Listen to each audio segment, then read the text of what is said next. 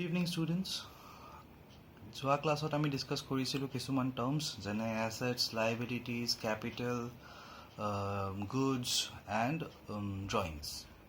আজি সেইখিনিৰে আৰু অকণমান এক্সট্ৰা কেইটামান টাৰ্মছ আছে, সেইখিনি আমি শিকিম, সেইখিনি আমি বুজিব চেষ্টা কৰিম, যিখিনি আমাৰ কাৰণে অলপ কনফিউজিং হ'ব।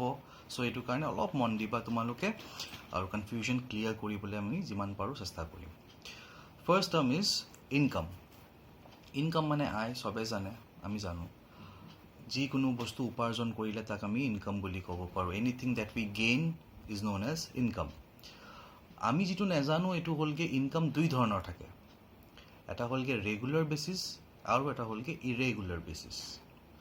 এতিয়া বিজনেছ পইণ্ট অফ ভিউত চাব গ'লে regular basis and irregular basis কাক কয়?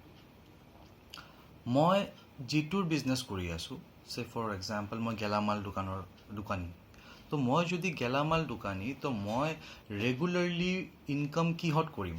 মোৰ গেলামাল দোকান যিহেতু মই চাউল দালি বেচোঁ, তো চাউল দালি বেচি পেলাই মই যিমান ইনকাম কৰি আছোঁ, যিটো পইচা পাই আছোঁ, যিটো উপাৰ্জন কৰি আছোঁ, that is regular in nature.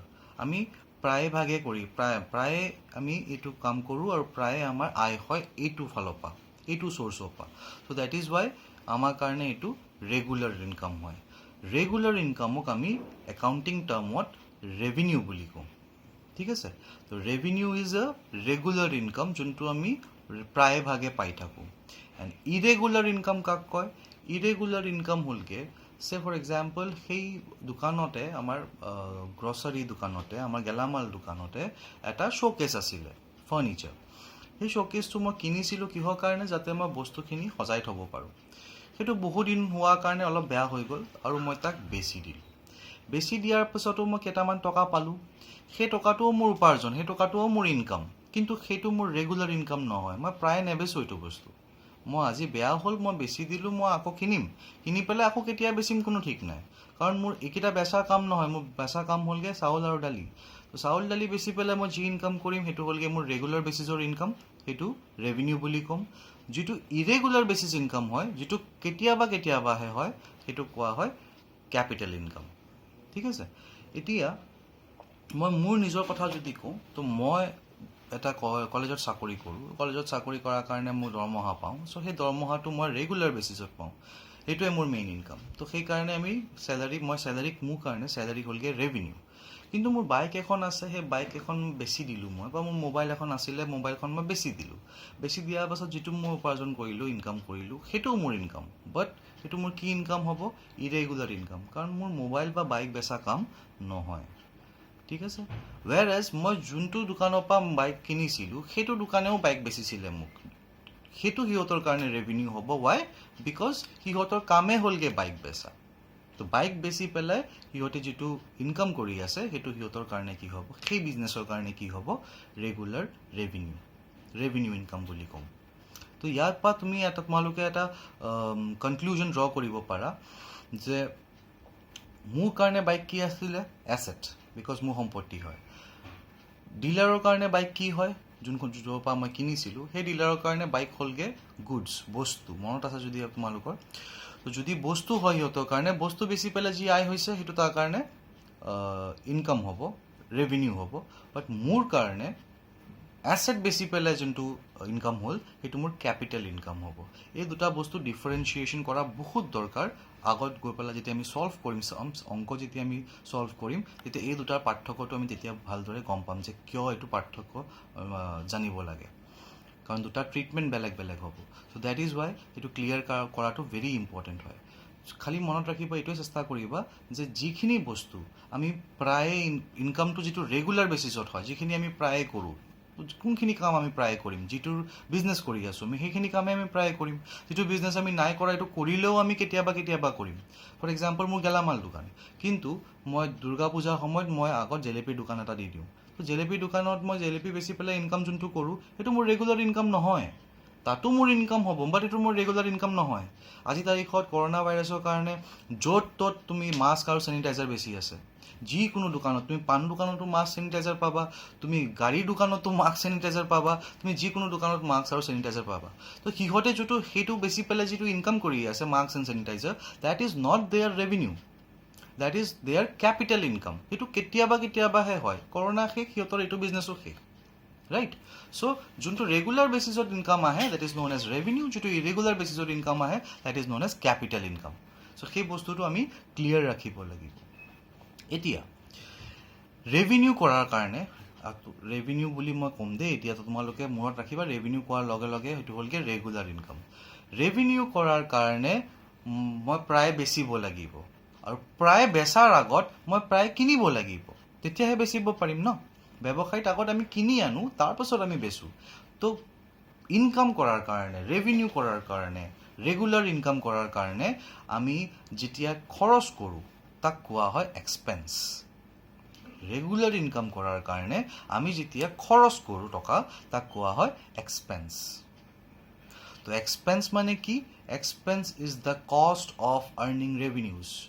Revenue কৰাৰ কাৰণে আমি যিকেইটা খৰচ কৰিব লগা হয় তাক কোৱা হয় এক্সপেন্স। ফৰ এক্সাম্পল, ৰাতিপুৱা মই দোকানত গ'লোঁ, গৈ পেলাই মই লাইটৰ ছুইচটো দিম, ফেনৰ ছুইচটো দিম। কিয়? দোকানত লাইট থাকিব, ফেন থাকিব, তেতিয়াই কাষ্টমাৰ আহিব। তো ইলেক্ট্ৰিচিটি বিল যোনটো আহে সেইটো মোৰ কি হ'ব? Expense.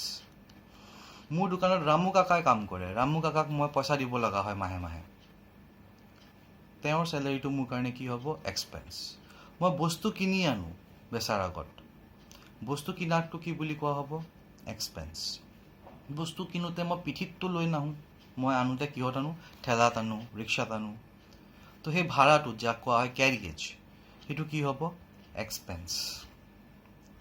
So' any cost incurred for earning revenue, revenue earn কৰাৰ কাৰণে, ৰেভিনিউ কৰাৰ কাৰণে আমি যিখিনি খৰচ কৰোঁ তাক কোৱা হয় এক্সপেন্স। হ'ল? তো এইটো ইয়াৰ পৰা ক্লিয়াৰ হয় যে ৰেভিনিউ ৰেগুলাৰ বেচিছত হয়, এক্সপেন্সো ৰেগুলাৰ বেচিছত হয়, কাৰণ আমাৰ প্ৰায়ভাগে এইবিলাক খৰচ কৰিব লাগিব আৰ্ণ কৰিবলৈ কাৰণে, ইনকাম আনিবলৈ কাৰণে। ইৰেগুলাৰ বেচিছত আমি কি কৰোঁ? ইৰেগুলাৰ বেচিছত আমি এছেট বেচোঁ। মই অলপ আগত কৈছিলোঁ বাইক বেচিছোঁ, মোৰ কাৰণে বাইক বেচাটো কি হ'বগৈ? এছেট বেচাৰ নিচিনা, আৰু এছেট বেচা আমি কেতিয়াবা কেতিয়াবাহে কৰোঁ। তো এছেট কিনাও আমি কেতিয়াবা কেতিয়াবা কৰিম। চ' ইৰেগুলাৰ বেচিছত যেতিয়া আমি কিবা এটা খৰচ কৰোঁ, যেনেকৈ এছেট কিনিছোঁ, সেইটো আমাৰ কাৰণে কি হ'ব? এক্সপেণ্ডিচাৰ। মোৰ কাৰণে বাইক কিনাটো কি হ'বগৈ? এক্সপেণ্ডিচাৰ, কাৰণ মই আজি কিনিছোঁ, নেক্সট কেতিয়া কিনিম মই নাজানো। বাট য'ৰ পৰা মই কিনিছোঁ, ডিলাৰৰ কাৰণে বাইক কিনাটো কি হ'ব? এক্সপেন্স, কাৰণ বাইকে সিহঁতৰ কাৰণে বস্তু, মোৰ কাৰণে এছেট, সিহঁতৰ কাৰণে বস্তু। চ' ইয়াৰ পৰা আমি এটা বস্তু ক্লিয়াৰকৈ ৰাখিব পাৰোঁ যে বস্তু, গুডছ মানে যিটো বস্তু মই ডিল কৰোঁ, যিটো বস্তুৰ বিজনেছ কৰোঁ মই, বস্তু কিনাটো হ'লগৈ এক্সপেন্স, কিয় কি মই ৰেগুলাৰলি কৰি আছোঁ। বেচাটো হ'লগৈ ৰেভিনিউ, বিকজ মই ৰেগুলাৰলি কৰি আছোঁ। কিন্তু এছেট কিনাটো হ'লগৈ এক্সপেণ্ডিচাৰ, কাৰণ ইৰেগুলাৰলি কৰি আছোঁ। আৰু এছেট বেচাটো হ'লগৈ কেপিটেল ইনকাম, বিকজ মই ইৰেগুলাৰলি কৰি আছোঁ। কিনিলে খৰচ হয়, বেচিলে আয় হয়, ইনকাম হয়। বাট আমাৰ ক্লাছিফিকেশ্যন জানিব লাগিব যে ৰেগুলাৰ নে ইৰেগুলাৰ, আমি ডিফাৰেঞ্চিয়েশ্যন জানিব লাগিব যে ৰেগুলাৰ হ'লে কি হয়, ইৰেগুলাৰ বেচিছত হ'লে কি হয়। এইটো ভেৰি ভেৰি ভেৰি ইম্পৰ্টেণ্ট।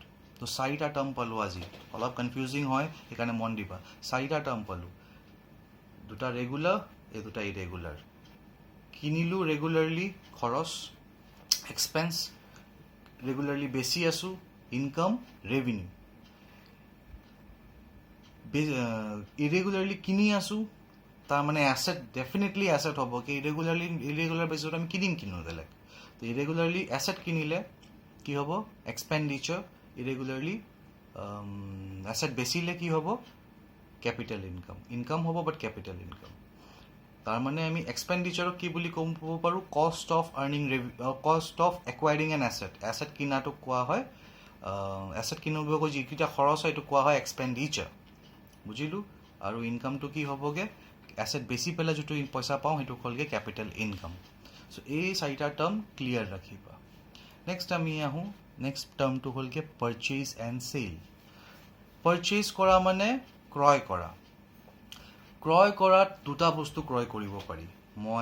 ক্ৰয় মানে পাৰচেজ, ৰাইট? কিনা। আমি গুডছো কিনিব পাৰোঁ, আমি এছেটো কিনিব পাৰোঁ। বাট পাৰ্টিকুলাৰলি বস্তু কিনিলেহে আমি পাৰচেজ বুলি কওঁ। বস্তু কিনিলেহে আমি পাৰচেজ বুলি কওঁ, পাৰচেজ অফ গুডছ, বস্তু কিনিলেহে আমি পাৰচেজ বুলি ক'ব পাৰোঁ, বস্তু বেচিলেহে আমি চেল বুলি ক'ব পাৰোঁ, এছেট কিনিলে, এছেট বেচিলে আমি পাৰচেজ এণ্ড চেল ক'ব নোৱাৰোঁ। আমি যি এছেট কিনিছোঁ সেই এছেটৰ নামটোহে ক'ম। বুজিছোঁ? আমি যদি আমাৰ গেলামাল দোকান, আমাৰ যদি আমি চাউল দালি কিনি আছোঁ, তো চাউল দালি কিনাক আমি নক'ম যে চাউল দালি কিনিছোঁ, আমি ক'ম পাৰচেজ কৰিছোঁ। কিন্তু যদি এটা ফাৰ্নিচাৰ কিনিছোঁ, তেন্তে এটা AC লগাইছোঁ, তেন্তে আমি কি বুলি ক'ম? AC কিনিছোঁ বুলি ক'ম, ফাৰ্নিচাৰ কিনিছোঁ বুলি ক'ম। গাড়ী এটা যদি কিনিছোঁ, ডেলিভাৰী ভেন যাক কোৱা হয়, ডেলিভাৰী ভেন এটা কিনিছোঁ, মই ক'ম ডেলিভাৰী ভেন কিনিছোঁ, পাৰচেজ বুলি মই নকওঁ। তো পাৰচেজ আৰু চেল শব্দটো ক'ত ব্যৱহাৰ কৰিব পাৰিম? যেতিয়া বস্তু কিনিম বা বস্তু বেচিম। কিনিলে পাৰচেজ, বেচিলে চেল। ক্লিয়াৰ? এতিয়া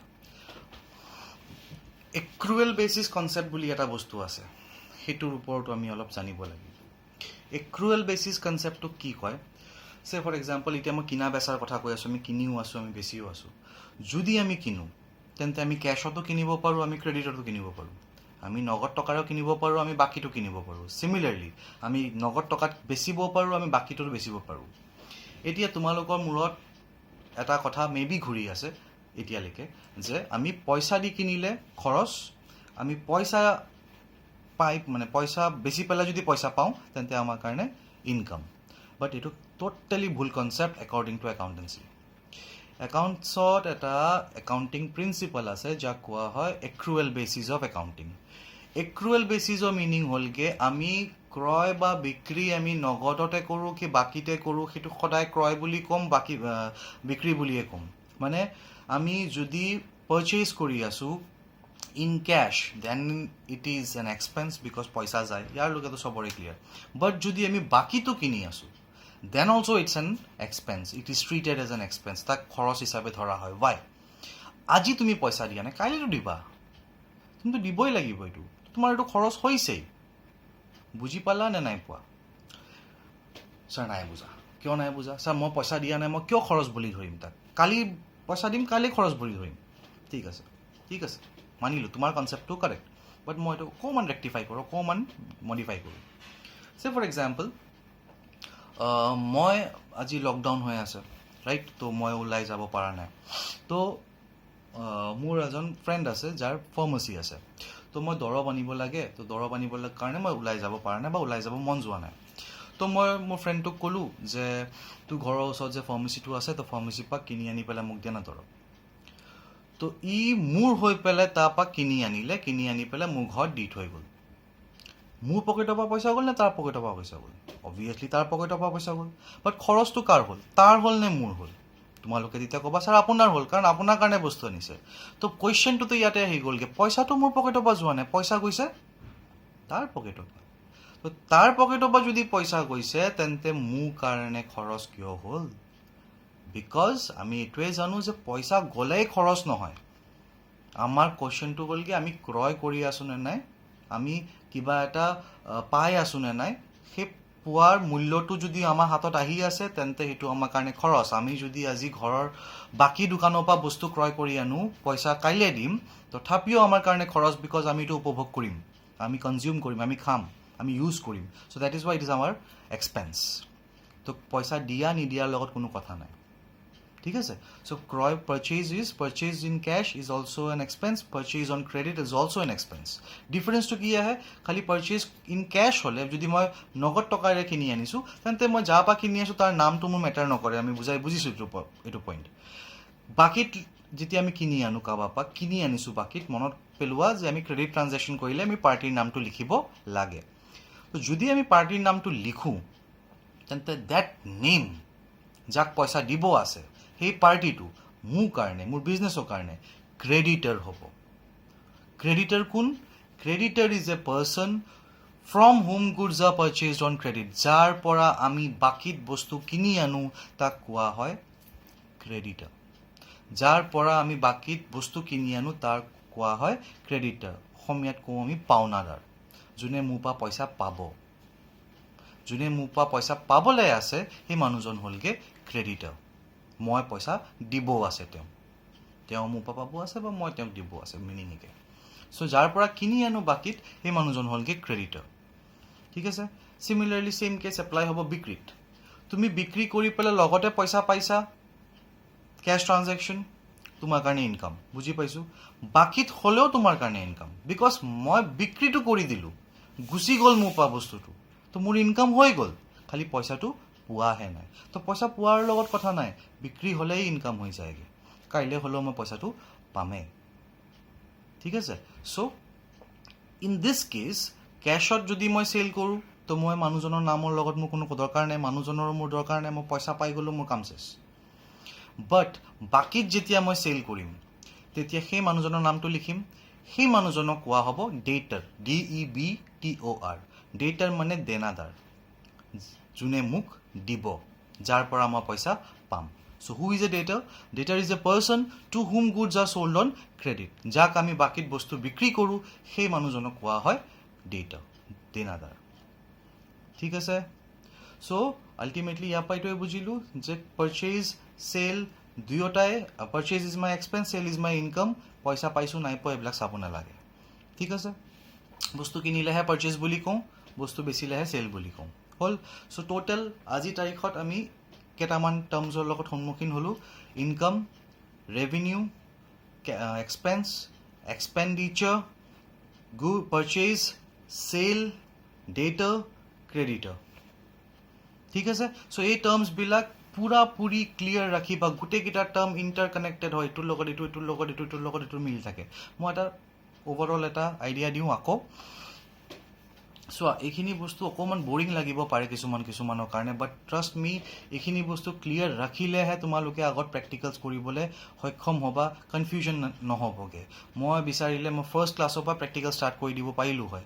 যিটো বস্তু অলপ ইণ্টাৰেষ্টিং হ'ল হয় বাট এইখিনি বস্তু তেতিয়া মই ক'বলগীয়া হ'ল হয় বুজাওঁতে তো তোমালোকে চিন্তাত পৰি যাবাগৈ যে অংকটোহে শিকিম নে এই টাৰ্মবিলাক বুজিম নে টাৰ্মবিলাক মনত ৰাখিম নে কি কৰিম চ' সেইকাৰণে মই আগত বুজাই লৈ আছোঁ টাইম লৈ আছোঁ আৰামত বুজা তাৰপিছত সেইখিনি বস্তু যেতিয়া শিকিব যাবা চাবা ইণ্টাৰেষ্ট বাঢ়ি যাবগৈ চ' মই বহুত ডাঙৰ টাৰ্মছ ইউজ কৰিব পাৰিলোঁ হয় বাট মই একদম মিনিমাম বস্তুখিনি ক'বলৈ চেষ্টা কৰি আছোঁ যাতে তুমি চকুৰ আগত ৰাখিব পাৰা যে আমি দোকানত গৈছিলোঁ আমি এইখিনি কৰি আছোঁ বা মোবাইল এইবিলাক তোমালোকে ৰিলেট কৰিব পাৰা তেনেকুৱা এক্সাম্পলে মই দি আছোঁ চ' অকণমান মন দিবা অকণমান চেষ্টা কৰিবা যাতে মোৰ লগত কানেক্ট কৰিব পাৰা ময়ো চেষ্টা কৰি আছোঁ যে তোমালোকৰ লগত ভালদৰে কানেক্ট কৰিব পাৰোঁ চ' মই এবাৰ জাষ্ট ৰিকেপ এটা দিওঁ মই কালি লাষ্ট ক্লাছৰ যিখিনি বস্তু বুজাইছোঁ সেইখিনিৰ লগতো মিলাব চেষ্টা কৰোঁ চোৱা হা গুডছ বস্তু কাক বুলি কোৱা হয় যিটোৰ ওপৰত আমি বিজনেছ কৰি আছোঁ সেইটো যেতিয়া ক্ৰয় কৰিম পাৰ্চেজ বুলি ক'ম